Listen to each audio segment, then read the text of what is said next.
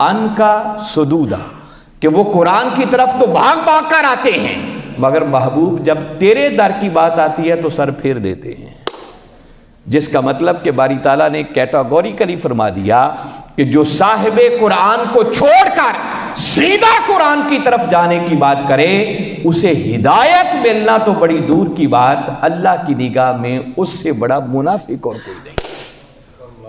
اس عمل کو باری تعالیٰ نے منافقت قرار دیا۔ تو میں اس بات کا راز بتا رہا ہوں کہ یہ جو قرآن نے لکھا ہے کہ بہت سے لوگ قرآن کو پڑھ کے گمراہ ہو جاتے ہیں اور بہت سے لوگ اسی قرآن کو پڑھ کے ہدایت پاتے ہیں، تو ہدایت کن خوش نصیبوں کو ملتی ہے؟ ہدایت ان خوش نصیبوں کو ملتی ہے جو قرآن کو پڑھیں مگر سیرت مصطفیٰ کے آئینے میں رکھ کر پڑھیں۔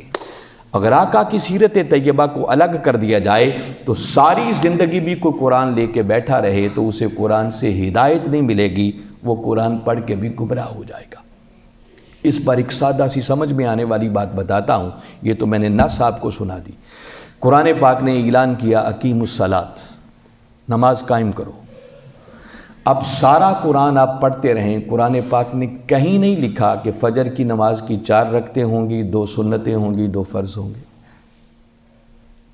تو کیسے آپ یہ نماز قائم کرتے ہیں؟ ایون کہ 5 نمازوں کی رکعتوں کا بیان قرآن میں کوئی نہیں ہے۔ جس تفصیل سے آپ پڑھتے ہیں 4 سنتیں، 4 فرض، 2 سنت، 2 نفل، ظہر کی 12 رکعتیں، کہاں لکھا ہے قرآن پاک؟ صرف اگر لغت کو لے کے بیٹھ جائیں کہ اقیم الصلاۃ، قرآن نے کہا نماز قائم کرو، تو لغت کے اندر لفظ صلاۃ کے 56 معنی ہیں، تو کس معنی پر عمل کریں گے؟ بندہ گمراہ نہیں ہوگا تو کیا ہوگا؟ تو پھر اس کا حل کیا ہے کہ ہاں اب اگر سمجھنا چاہتے ہو کہ نماز کیسے قائم کرنی ہے تو پھر آقا کی ذات اقدس اور سیرت مصطفیٰ کی طرف رجوع کرنا پڑے گا۔ اور ایسا ہی ہوا، جب یہ حکم آیا صحابہ کرام رضوان اللہ علیہم اجمعین نے سنا، وہ بھاگتے ہوئے میرے آقا کی بارگاہ اقدس میں آ گئے اور آ کر عرض کی کہ آقا ہم کیسے نماز قائم کریں؟ چاہیے تو یہ تھا کہ میرے آقا فرماتے کہ میرے صحابیوں پریشانی کیا ہے، ابھی پہلا حکم آیا ہے، قرآن اترنا باقی ہے، انتظار کرو، اگلی وحی میں باری تعالیٰ قرآن کی نماز کی تفصیلات بھی بتا دے۔ آقا نے یہ جواب نہیں دیا، جو وہیں کھڑے کھڑے جواب دیا وہ من کی تختیوں پر لکھنے والا ہے۔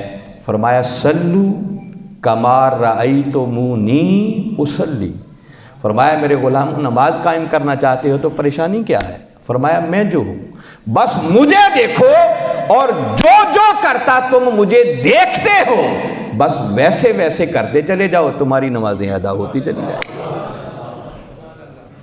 تو میں یہ بنیادی بات عرض کرنا چاہ رہا ہوں کہ قرآن پڑھ کر ہدایت اس خوش نصیب کو ملے گی جو قرآن کو پڑھے مگر سیرت مصطفیٰ کے آئینے میں رکھ کر پڑھے۔ اگر قرآن کو صاحب قرآن سے جدا کر دیا، جو ساری زندگی بھی قرآن لے کے بیٹھے رہیں، تو قرآن سے ہدایت نہیں ملے گی بلکہ قرآن پڑھ کے بھی بندہ گمراہ ہو جائے گا۔ اس لیے تاجدار کائنات صلی اللہ علیہ وسلم کی سیرت طیبہ کے بغیر گزارا ہی نہیں ہے، چارہ ہی نہیں ہے۔ اور وہ کامیابی کے بنیادی 2 تقاضے کہ جو شخص بھی اپنی سیرت اور کردار میں یہ 2 خوبیاں پیدا کر لے، ایک ایمان اور دوسرا اعمال صالحہ، تو باری تعالیٰ نے کم و بیش 72 مقامات پر ان کی کامیابی اور ان کو کیا کیا انعامات ملیں گے اس کا ذکر کیا۔ اور آج جس آیت سے ہم نے بات شروع کی تھی وہاں باری تعالیٰ نے فرمایا ان الذین آمنوا وعملوا الصالحات، بے شک وہ لوگ جو ایمان لائے اور جنہوں نے اعمال صالحہ کو اپنی زندگی کا وتیرہ اور شعار بنا لیا، فرمایا لہم اجر غیر ممنون، ایسے خوش نصیبوں کے لیے پھر اجر وہ ہے جو اجر کبھی ختم ہونے والا ہے ہی نہیں۔ ایسا اجر عطا کیا جائے گا جو اجر کبھی ختم نہیں ہوگا۔ تو کسی خوش نصیب کو اگر اجر ایسا مل جائے جو اجر کبھی ختم نہیں ہوگا تو وہ بندہ بھی خود کبھی ختم نہیں ہو سکے گا۔ اگر بندہ ہی ختم ہو گیا اور اجر اس کا باقی پڑا ہے تو اس کو اجر دے کے کرنا کیا ہے کہ بندہ ہو ہی نہ۔ تو اگر اجر ایسا ملے گا جو اجر کبھی ختم نہیں ہے تو اس کا مطلب جو ایمان اور اعمال صالحہ کی 2 خوبیاں اپنے کردار میں پیدا کر لے، قرآن اعلان کر رہا ہے کہ پھر موت بھی اسے مار نہیں سکتی بلکہ وہ مر کے بھی ہمیشہ کے لیے زندہ ہو جاتا ہے، اور ایسا اجر ملتا ہے جو اجر کبھی ختم نہیں ہوگا۔ باری تعالیٰ ہمیں صحیح معنوں میں ان حقیقتوں کو سمجھ کر ان پر ایمان لا کر عمل کرتے ہوئے اپنی دنیا اور آخرت کو سنوارنے کی توفیق عطا فرمائے۔ وما علینا الا البلاغ۔